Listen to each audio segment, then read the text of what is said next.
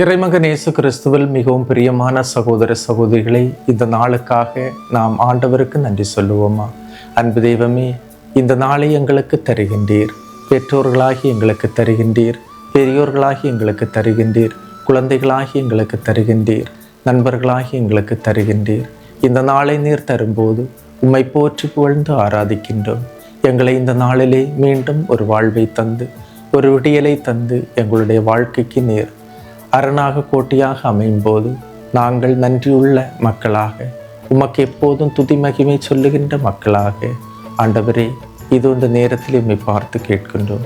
எங்களை ஆசீர்வதியும், இந்த நாளை எங்களுக்கு பயனுள்ளதாக மாற்றித்தாரும். ஆமீன். அன்பு மிக்கவர்களே, இன்றைய நாளிலே நாம் தியானிப்பதற்காக எடுத்துக்கொண்ட இறைவார்த்தை லூக்கா எழுதிய நற்செய்தி 22ஆம் அதிகாரம் 31, 32 இறைவார்த்தைகள். சீமோனே, சீமோனே, இதோ கோதுமையை போல் உங்களை புடைக்க சாத்தான் அனுமதி கேட்டிருக்கிறார். அடுத்த இறைவார்த்தை, ஆனால் நான் உனது நம்பிக்கை நீங்காதிருக்க உனக்காக மன்றாடினேன். நீ மனம் திரும்பியவன், உன் சகோதரர்களை உறுதிப்படுத்து என்றார். இயேசு சீமோன் பேதுருவை பார்த்து சொல்கிறார், சாத்தான் கோதுமையை போல் உங்களை புடைக்க திட்டமிட்டிருக்கிறான். அவ்வாறு சாத்தான் உங்களை துன்புறுத்தும் போது, நீங்கள் கண்ணீரிலும் கவலையிலும் ஆட்கொள்ளப்படும் போது, உங்களது நம்பிக்கை உங்களை விட்டு நீங்காதிருக்க தந்தையிடம் மன்றாடினேன் என்கிறார். எனக்கு தெரிந்த ஒரு அம்மா, அவருடைய கணவர் விபத்தில் இறந்து விட்டார். இறந்தவரின் மனைவி அம்மா அழுது புலம்பிக் கொண்டு கோபம் கொண்டு வீட்டிலிருந்து அனைத்து சொருபங்களையும் உடைத்து, கடவுள்தான் எனது கணவனை கொன்றார் என்று அவர் மேல் பழி போட்டு, இனிமேல் நான் கோயிலுக்கு போக மாட்டேன், வீட்டில் எந்த ஒரு சொருபத்தை வைக்க மாட்டேன் என்று கூறி அங்கலாய்த்தார். கோப கனலில் துடித்தார். வாழ்வில் துன்பங்கள் வரும்போது ஒரு சிலர் கடவுள் நம்பிக்கையை விட்டுவிட்டு செல்வதை நான் பார்த்திருக்கிறேன். ஆணிவேரில்லாத நம்பிக்கையே இவ்வாறு செய்கின்றது. துன்பமும் இன்பமும் வாழ்வின் இரு பக்கங்கள் என்பதை உணர்கின்றவர்கள், இன்பத்தை அனுபவித்த நான் துன்பத்தை அனுபவிக்க மாட்டேனா என்று கூறி தங்கள் வாழ்வில் துன்பத்தையும் ஏற்றுக்கொள்வார்கள். இவர்கள் வாழ்வில் பண்பட்டவர்கள், பக்குவப்பட்டவர்கள்.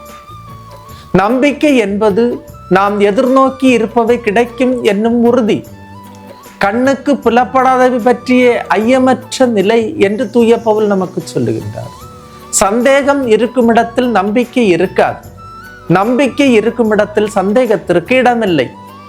பெற்றோர்களே, உங்களிடம் உறுதியான நம்பிக்கை இருந்தால் மட்டுமே உங்கள் பிள்ளைகளை உறுதியான நம்பிக்கையில் வளர்த்தெடுக்க முடியும். உனது நம்பிக்கை உன்னிடம் இல்லை என்றால் உங்களது பிள்ளைகளை, உங்களது சகோதர சகோதரிகளை நீங்கள் திடப்படுத்த முடியாது. இறை வார்த்தை கேட்கின்ற சகோதரமே, நம்பிக்கை நம்மை விட்டு விலகக்கூடிய சூழல்கள், தனிமைகள், விரக்திகள், அவநம்பிக்கை, தோல்விகள், பயங்கள், பரிகாசங்கள், பிறரால் காட்டி கொடுக்கப்பட்ட நிலைகள், பிறரால் வஞ்சிக்கப்பட்ட நேரங்கள் அனைத்தும் நம்முடைய வாழ்வில் உருவாகும். ஆனால் உங்கள் நம்பிக்கை உங்களை விட்டு விலகாமல் பாதுகாத்து கொள்ள வேண்டும். எல்லாம் சென்றாலும், அனைத்தும் நம்மை விட்டு சென்றாலும், இறுதியாக அந்த நம்பிக்கை இருந்தால் நாம் மீண்டும் வாழ்வில் எழுந்து நிற்போம். எந்த இடத்தில் வீழ்ந்தோமோ அந்த இடத்தில் மீண்டும் எழுந்து நிற்போம். துன்பங்கள், துயரங்கள் நம்மை தாக்கினாலும் மீண்டும் எழுந்து நிற்கக்கூடிய சக்தியை, ஆற்றலை அந்த நம்பிக்கை தரும் கடவுள் நம்மோடு இருப்பார். எல்லாம் வல்ல இறைவன், தந்தை, மகன், தூய ஆவியார் உங்களையும் உங்கள் குடும்பத்தையும் நிறைவாய் ஆசீர்வதிப்பாராக. ஆமீன். இயேசுவுக்கே புகழ், இயேசுவுக்கே நன்றி. மரியே வாழ்க.